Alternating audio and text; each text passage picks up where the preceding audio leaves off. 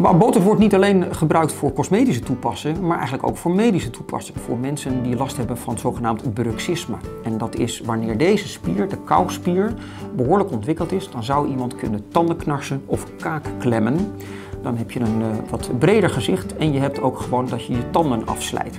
Nou, dat is heel slecht. Mensen komen ook vaak via de tandarts dan doorgestuurd voor botulinumtoxine in de kaakspier. En dat werkt eigenlijk heel erg goed. Mensen krijgen het slinken van de kaakspier en hebben veel en veel minder last als ze 's ochtends wakker worden van stijve spieren door het klemmen van de kaken. Dus ideaal, niet alleen cosmetisch, maar ook medisch.